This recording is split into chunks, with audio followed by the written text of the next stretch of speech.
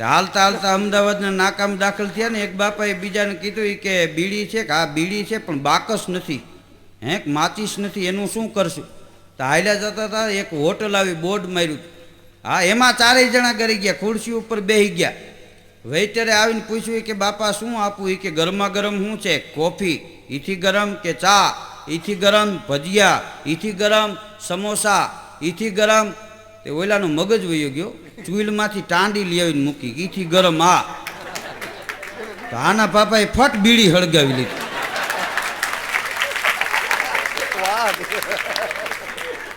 એ કે આ જ જોતું તું, લે બાકસ નહોતી ને કહ્યું ના કડે ચીડ્યા તમે. આ દીકરા બહુ સારું કામ કરી દીધું. આ ઘણીવાર ગામડાના માણસ ભણ્યા નથી, ગણ્યા વધારે. ગામડાના માણસની જે કોઠા હોય છે એ અદ્ભુત હોય. હા, ગયા વર્ષે મેં એક બાપાને પૂછ્યું હતું, મેં કીધું બાપા મોલ ઉજરી ગયો? મને કે ઉજરી ગયો ને પાછો ગુજરી ગયો. મેં કીધું માલ ઢોરમાં શું છે? ભેંસ છે. મેં કીધું ભેંસ કાંઈ દીએ છે? મને કે બાંધવા દીએ. મેં કીધું દૂધ દીએ કે નહીં? તમે કાંઈ એને દીઓ છો? મને કે અમે ઊભવા દઈ. મેં કીધું તમે ખોળ દો ને તોય દૂધ દીએ, નકર ન દીએ. હા, એકવાર સાધુની જમાયત નીકળી હતી હાથી લઈને. હા, હાથી લઈને આમ જમાયત નીકળી ને, એમાં પાદરમાં મહંત બાપુ હતા, એ બેઠા અને એના શિષ્યો હતા, એ ગામમાં નીકળ્યા. હાથી છે એ ગણપતિનું રૂપ છે, માણસો દર્શન કરતા હતા. સવારમાં હાથી હામો મળે એ શુકન કહેવાય. તે હાથીને કોઈ હૂંઠમાં રૂપિયો 2 રૂપિયા આપે તો આ ઉપર જે બેઠો હોય ને એને હૂંઠ લાંબી કરી અને હાથી અંબાવી દે. એ હાલતા હાલતા 11 વાગ્યા ને હાથી ભૂખ્યો થયો તો ને એક લીમડા પાસેથી નીકળો, હૂંઠ લાંબી કરીને ડાયર ભાંગી નાખી લીમડાની. અને ફોરેસ્ટ ખાતાના સાહેબ નીકળ્યા. એ કે જાળવા હારું સરકાર કેટલો ખર્ચો કરે ને, કે આ ડાયર ભાંગી નાખી, હાલી કે હાથીને લઈ લે ઓફિસે. તે ઓલો સાતું કરગરવા માંડ્યો. એ કે સાહેબ જે કાંઈ સમજો નહીં, કે કહેતા હોય 100 રૂપિયા આપી દો. 100 રૂપિયા નહીં, રૂપિયા 5000 થાય. એ તો મહંત બાપુને પૂછવું પડે. કે તો લઈ લે, હાલે હાથીને લઈ લે ઓફિસે. એ ઓફિસે હાથીને લઈ ગયા.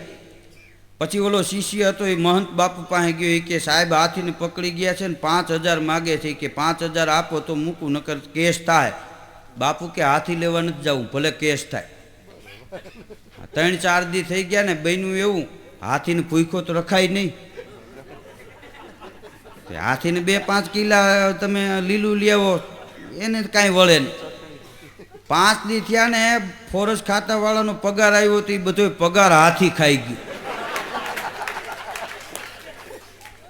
હા, બાપુ હાથી લેવા ન આવ્યો. ફોરેસ્ટ ખાતાના સાહેબ ગયા બાપુ પાસે, હાથી લઈ જાઓ. નહીં નહીં, તુમ રખો. हमको हाथी क्या करे, साधु तो पैदल चलेगा. बापू तो गावा માંડ્યા, કોઈ દિન हाथी, કોઈ દિन घोड़ा, કોઈ दिन पैदल चलना जी, लेना फकीरी, क्या दिलगिरी. अरे साहेब के લઈ જાવ. એ કે ના ના, હાથી તો મારે જોતો જ નથી, રાખો તમારી પાસે. ફોરેસ્ટ ખાતાના સાહેબ પગમાં પડી ગયા કે હવે કાંઈ નથી અમારે તમારું જોતું, હાથી લઈ જાઓ. ના, તમારે 5000 દેના પડેગા.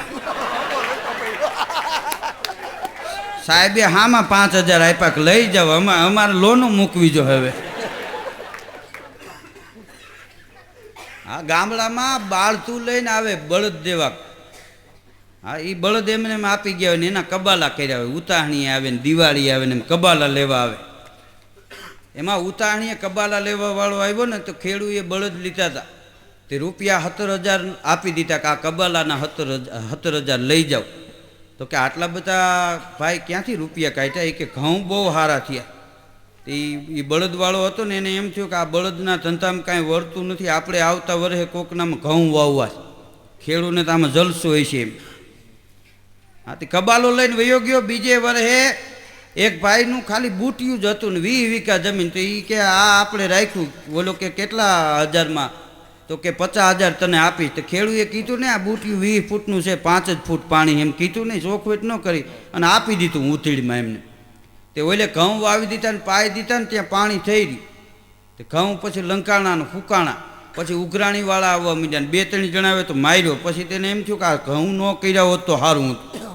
તે રોતો ભાગ્યો.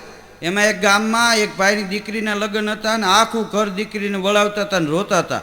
આ ન્યાથી નીકળ્યો, ન્યા જઈને શું કે ખબર? એ કે ભાઈ કેમ તમે વધારે ઘઉં કર્યા? એને એમ કે મારા જેવો ધંધો થઈ ગયો આને.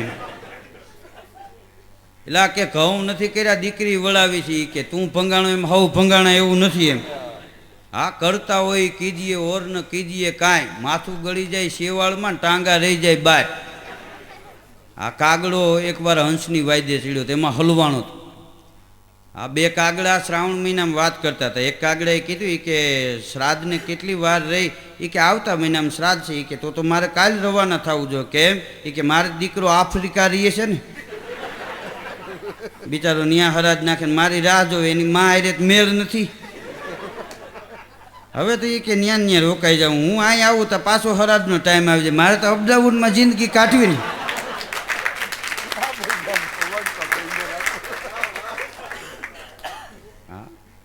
એક દી કાગડાનો કેરો બેઠો હતો ને એક પાય શ્રાદ્ધ નાખતા હતા, બધા કાગડા કિલોડ કરતા હતા, ખાવા માંડ્યા. એક કાગડો આમ નિમાણો થઈને બેઠેલો, આંખમાંથી આહુડા પડે. બીજાએ કીધું કે ભાઈ હવે આપણે કોકના ખોયડે ચડીને ખાવું, અને તને એ કે શું વાંધો છે? એ કે કેમ રોવા મીંડો? એ કે આ શ્રાદ્ધ સારું છે પણ કે ડાયાબિટીસ રહીને શું કરવું ભાઈ, આ ખાય તો તાવ 3 દી ઉતરતા નથી. હા, એક ગામડામાં એક ખેડૂને 500 વીઘા જમીન 10 કો ટક્કર લઈ ગયેલો. એમાં એકવાર બન્યું એવું, વરહ મોડું થયું, બીજું વરહ એ માઠું થયું, 4 વરહ ઉપરા ઉપર માઠા પડ્યા. ખેડૂ મૂંઝાણો કે હવે શું કરવું એમ. એક વેપારીની દુકાન બાજુમાં, વેપારીને એમ કે આ ખેડૂ મૂંઝાણો છે ને મકાન વેચી નાખે, દુકાનની બાજુમાં છે તો આપણે લઈ લે. કે સવારમાં ગયો, રામ રામ. કે રામ રામ. એ કે મેં સાંભળ્યું છે તમારે મકાન વેચવા છે. હા મકાન વેચવા છે. કે મારે લેવા છે. કે બોલો ને કિંમત, મારે દુકાન ને મકાન બાજુમાં થઈ જાય. ખેડૂ કે 30,000 રૂપિયા થાય. એ કે વેપારી કે 30,000 ન આવે ગામડામાં. એ કે અહીં રૂપિયા 25,000 આપો, અમથું ઢોળાઈ જાય ખીચડીમાં છે ને, હું તમારો ગામનો છું ને. કે ખેડૂને એમ કે હવે આ અત્યારે તકનો લાભ લે છે પણ વાંધો નહીં. એ કે 25,000માં મકાન આપું પણ એક શરત. કે શું? એ કે ઓલી ખીતી ખોળેલી રહી ને એ અમારી, એ તારી નહીં. વેપારી કે ભલે ને ખોળેલી રહી, અમને શું નડે? પંચ ભેગું કર્યું, લખાણ કર્યું, 25,000માં મકાન શેઠને આપું છું પણ ઓલી ખીતી મારી. કે કોઈ વાંધો નહીં. એ ખેડૂએ ખાલી કરી દીધા. હા, વેપારી રેવા વયો ગયો. રાતે 1:30 વાગે ખેડૂએ ડેલી ખખડાવી. શેઠે ડેલી ઉઘાડી. એ કે કાં? એ કે મારી પાઘડી ટીંગાડી દે આપણી ખીતીએ. હા, એ પાઘડી ટીંગાડી દીધી અને ખેડૂ વયો ગયો. શેઠે વળી કમાલ બંધ કર્યું, સૂતો ત્યાં. વળી પાછું 2:30 વાગે ટક ટક થયું. ત્યાં વળી ડેલી ખોલી. કેમ ભાઈ પથુભાઈ તમે? એ કે હવે આ બંડી ટીંગાડી દે ને પાઘડી આપ.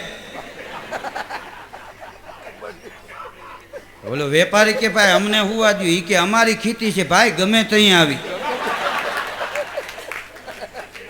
મકાન દઈ દીધા, ખીતી થોડી તને દીધી, કાં ડેલી ઉકાળી રાખતો જા. હા, તો વેપારી મૂંઝાણો. એ કે ઓલા ખેડૂને કે પથુભાઈ હવે ખીતીનું બોલો. ના હો, ખીતી તો 7 પેઢીની છે, એ ન દેવાય. 7 પેઢીની અમીરાય તેમાં પડે, ખીતી તો વેચવી જ નથી હો ભાઈ.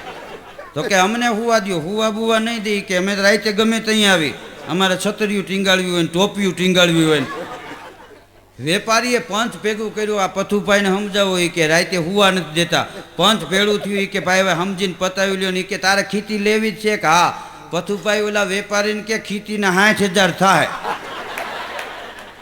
એ કે આલ્યો 60,000 પણ અમને હેખ્યો હુવા દો. આ તેદુનું વેપારીએ નક્કી કર્યું છે મકાન ન જડે ઝૂંપડા વાળવા પણ ખેડૂના ન લેવા. હા, હજી સુધી કોઈ નથી લીધા.